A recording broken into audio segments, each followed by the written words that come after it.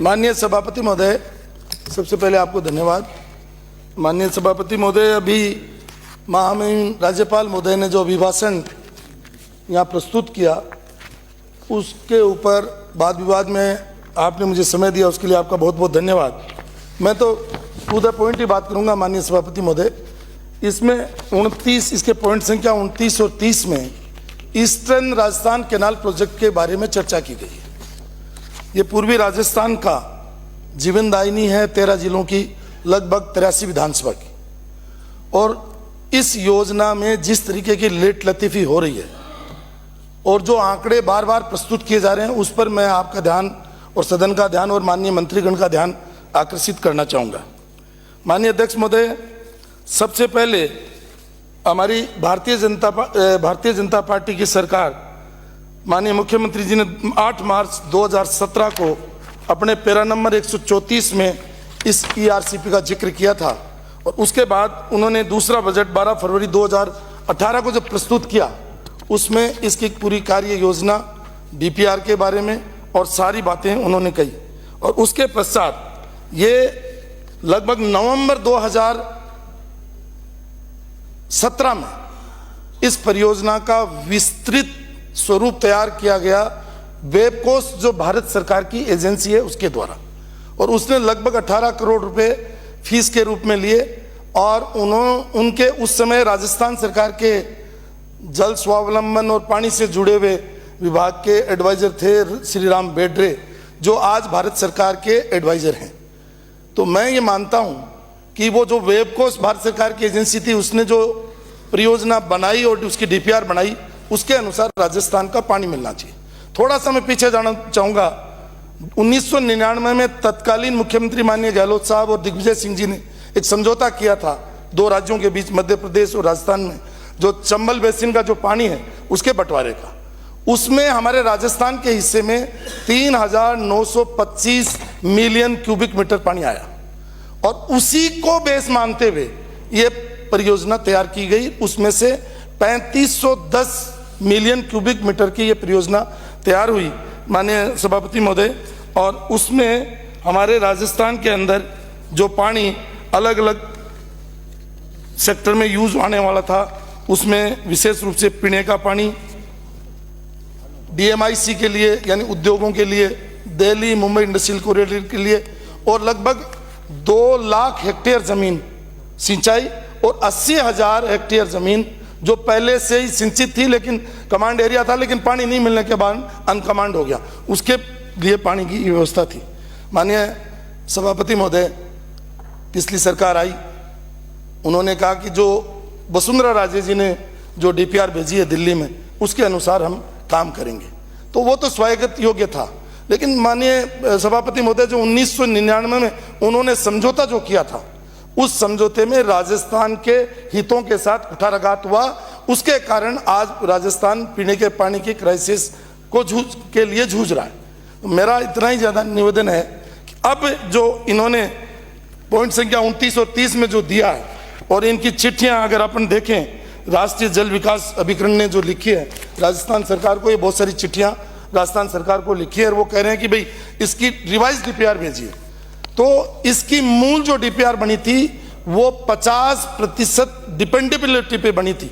और वो जो हमारा समझौते के तहत पानी 3,925 मिलियन क्यूबिक मीटर था, उसमें से 3510 मिलियन क्यूबिक मीटर के लिए ये योजना बनी थी। और इस योजना में अब जो हमारे को कहा जा रहा है कि अब हम जो है इंटरलिंकिंग रिवर के तहत 90% हम पैसा दे देंगे। राजस्थान को पैसा नहीं चाहिए माननीय सभापति महोदय, राजस्थान को पानी चाहिए। और पानी जब ही मिलेगा जब इसके मूल स्वरूप में डिपेंडेबिलिटी पर आप काम करोगे। अगर हम आंकड़े देखें माननीय सभापति महोदय, 50% डिपेंडेबिलिटी का मतलब यह हुआ कि जो हमारा डिवाइडेड पानी है उस पर हमारा 50% डिपेंडेबिलिटी का मतलब यह हुआ कि हमें ये योजना हमारी आगे बढ़ेगी। अगर इसको 75% डिपेंडेबिलिटी पे करते हैं तो हमारा पानी 1744 मिलियन क्यूबिक मीटर हो जाएगा, जो कि राजस्थान को लगभग आप ये मान के चलिए कि 1800 मिलियन क्यूबिक मीटर पानी कम मिलेगा। इसलिए मेरा वर्तमान सरकार से आग्रह है, माननीय दोनों मंत्रीगण यहाँ नहीं विराज रहे, मेरा वर्तमान सरकार से आग्रह है कि ये सरकार इसका अध्ययन करे। केंद्र सरकार क्या चाहती है, मध्य प्रदेश क्या चाहता है, इसको नहीं देखे। अब ये डबल इंजन कर रहे हैं साहब। मैं आपको बताना चाहता हूँ, मध्य प्रदेश के मुख्यमंत्री कोई और है, मिस्टर यादव साहब हैं, माननीय यादव जी हैं, यहाँ के माननीय भजन लाल जी हैं। तो भजन लाल जी राजस्थान के हितों को देखें, तो मध्य प्रदेश के मुख्यमंत्री अपने हितों को देखेंगे। वो आपको पानी ज्यादा क्यों दे देंगे? डबल इंजन हो गया इसलिए पानी नहीं देंगे। पानी तो आपका जो 1999 का समझौता है उसके अनुसार ही मिलेगा। इसलिए मेरा आग्रह है कि इस योजना को इंटरलिंकिंग रिवर से नहीं जोड़े, क्योंकि उससे राजस्थान के हितों के साथ कुठाराघात होगा। इसलिए हमें पैसा नहीं चाहिए, पैसा हमारे पास है। पैसे के लिए योजना थोड़ी भेजी थी, 2017 में योजना भेजी थी परमिशन के लिए, क्योंकि इसमें राष्ट्रीय जल विकास अभिकरण की परमिशन चाहिए थी। वो तो संयोग बस ये परियोजना राष्ट्रीय जो परियोजनाएं होती हैं उसमें क्वालिफाई कर गई, क्योंकि उसकी मिनिमम क्वालिफिकेशन 2 लाख हेक्टेयर भूमि चाहिए सिंचाई के लिए, और बाकी नॉर्म्स थे वो भी पूरा करे थे। इसलिए उनसे मांगी थी कि इसको राष्ट्रीय परियोजना घोषित। हमें चाहे राष्ट्रीय परियोजना घोषित नहीं हो, लेकिन राजस्थान एक ही चीज चाहता है, वो चाहता है कि राजस्थान को पीने का पानी मिले। और इन 13 जिलों में अभी हम अगर आंकड़े देखेंगे माननीय अध्यक्ष जी, तो 83 विधानसभा क्षेत्र आते हैं, और इस 83 में आज की तारीख में भारतीय जनता पार्टी के पास 50 विधानसभा जीत करके आई है। भारतीय जनता पार्टी, कांग्रेस 30 जीत के आई है, ये और बाकी आरएलडी और अन्य लोग जीत के आए। तो मैं इन माननीय सदस्यगण से भी कहूंगा इसका अध्ययन करें, बिना अध्ययन के। खाली इसलिए नहीं कि केंद्र में हमारी सरकार है, स्टेट में हमारी सरकार है और केंद्रीय जल शक्ति मंत्री भी हमारे हैं। ये तो दुर्भाग्य है कि जोधपुर से आने वाले विधायक और जोधपुर से आने वाले दोनों सांसद, दोनों का ईगो अड़ गया, इसलिए आज राजस्थान सफर कर रहा है। नहीं तो अन्यथा ये योजना उसी समय हो जाती, क्योंकि दोनों के एक दूसरे के वार्ता ही नहीं होती थी, और वार्ता नहीं होने के कारण ये योजना अटकी रही। वो कह रहे हैं कि 90-10 मिलाओ, ये कह रहे हैं हम तो वसुंधरा जी ने जो प्रस्तुत किया उसी को करेंगे।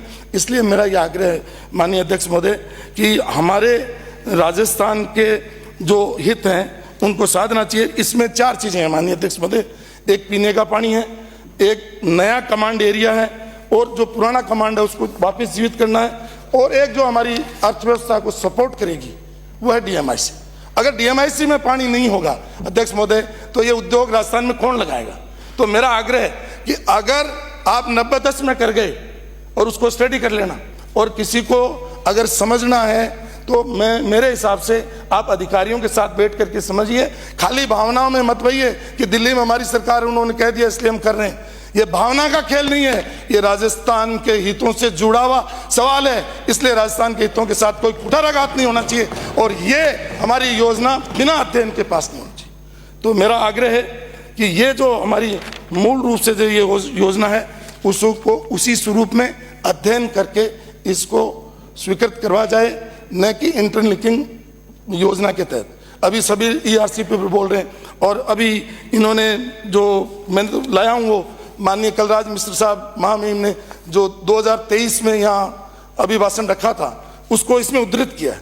मानिए वो तो उन्होंने एक लाइन हो सकता है छूट गई हो, 2051 की जनसंख्या को मानते हुए कोई भी परियोजना बनती है तो जनसंख्या उसका आधार होता है, और 2011 की जनगणना के अनुसार इन 13 जिलों की 2,81,83,725 जनसंख्या थी। और आज जयपुर में आप देखिए 2011 से लेकर के ये पूर्व यूडीएस मिनिस्टर बैठे हैं जो ये बताएंगे कि कितने लोग नए बस गए। तो मैं आपको ये कहना चाहता हूँ अध्यक्ष महोदय, अब लगभग 4.5 करोड़ की पॉपुलेशन इस क्षेत्र की हो गई, और ये 83 विधानसभाओं में पीने का पानी आता है।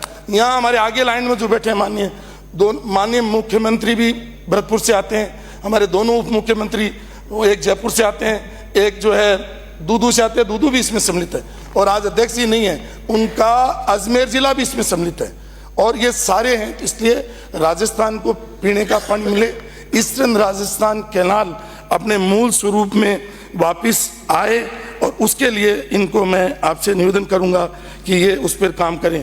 तो अभी माननीय सभापति महोदय, मेरा क्योंकि एक बहुत शॉर्ट समय मिला है, मेरी एक मांग रहेगी, अगर ये सरकार एमओयू करती है, क्योंकि वो एमओयू का प्रारूप मैंने देखा है, उससे राजस्थान के हितों के साथ कुठाराघात होगा।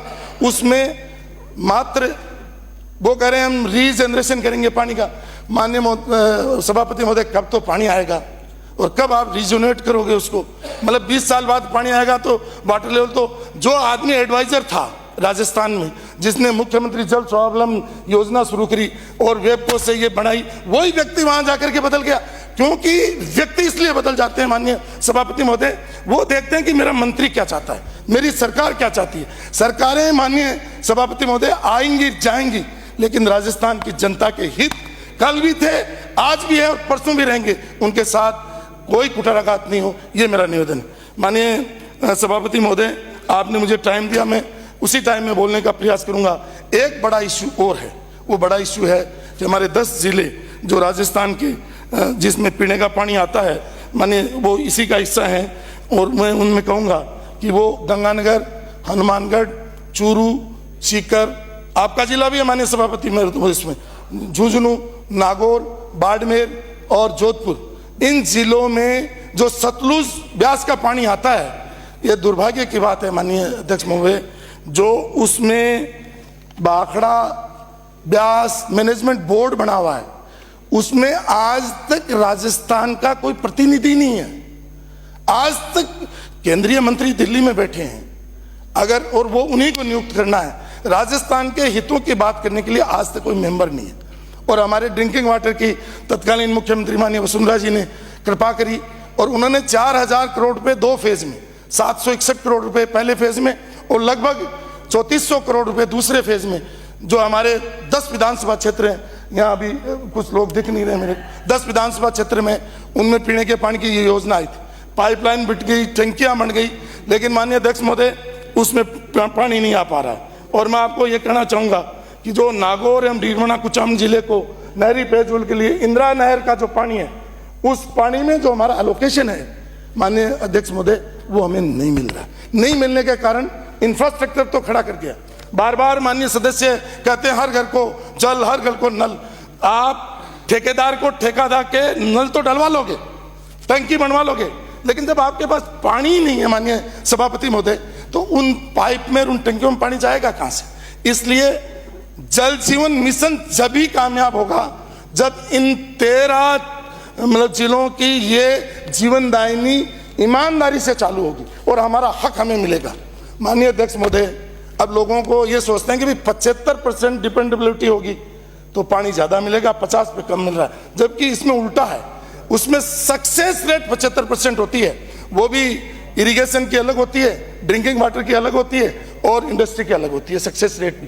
तो इसलिए उसको ध्यान में रखते हुए, और ये जो आपके जिले में और जहां हम बैठे हैं पीने का पानी है मानिए, तो मेरा पहला माननीय मुख्यमंत्री जी से आग्रह रहेगा, वो है नहीं, जब अपनी रिप्लाई करें तो उसमें भाखड़ा ब्यास मैनेजमेंट बोर्ड में कब तक ये सदस्य बना देंगे।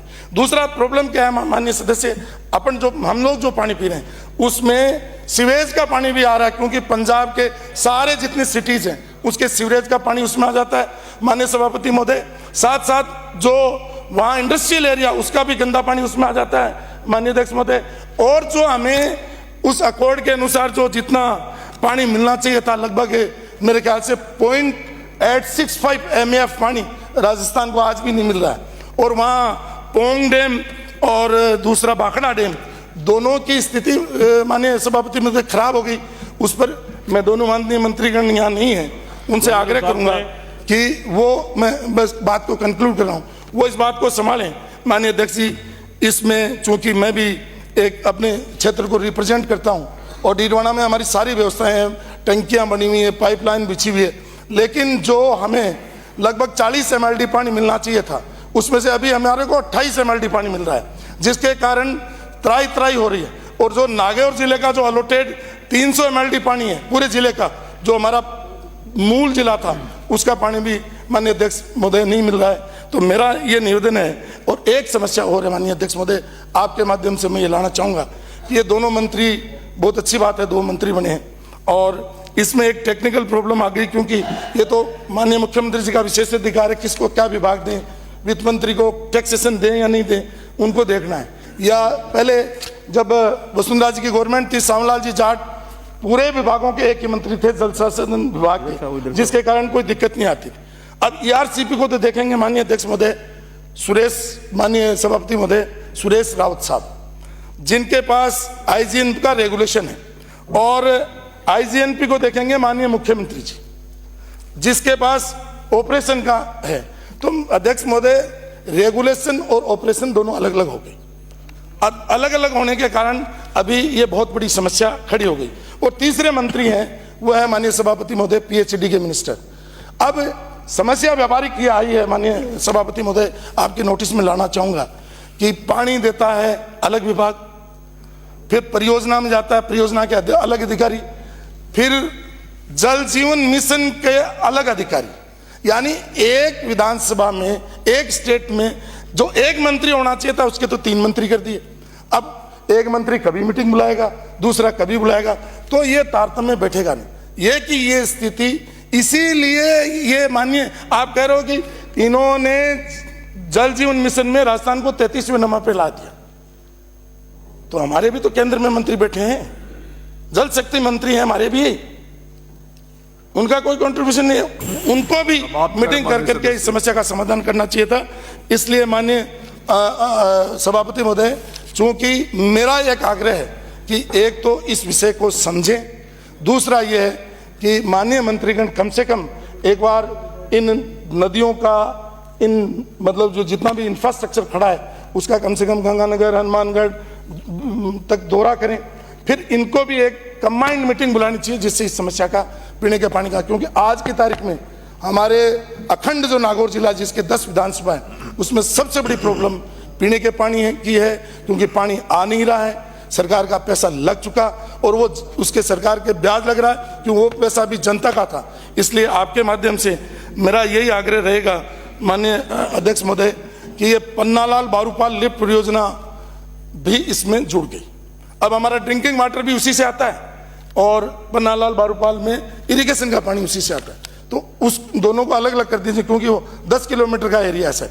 तो उसमें क्या होता है कि वो तो लोकल लोग हैं अध्यक्ष महोदय, जो अपने, मैं क्या शब्द यूज लूं, हाउस है इसमें, ताकत के बलबूते पर वो पानी ले लेते हैं हमारे हिस्से का, क्योंकि गवर्नमेंट की प्रायोरिटी भी पीने का पानी है और सबकी प्रायोरिटी पीने का पानी है। इसलिए अध्यक्ष सभापति महोदय, इस विषय को गंभीरता से लेते हुए, और मैं माननीय मंत्रीगण और माननीय मुख्यमंत्री जी से कहूंगा कि ईआरसीपी के मूल स्वरूप को समझें, उसकी भावना को समझें, उनके अनुसार काम करें, और ये पंजाब और हरियाणा सरकार से बात करके हमारे भाखड़ा बांध का जो मैनेजमेंट बोर्ड है उसमें सदस्य नियुक्त कराएं, जिससे राजस्थान के हितों की रक्षा हो। उसके इसी के साथ आपने मुझे समय दिया, उसके लिए बहुत बहुत धन्यवाद।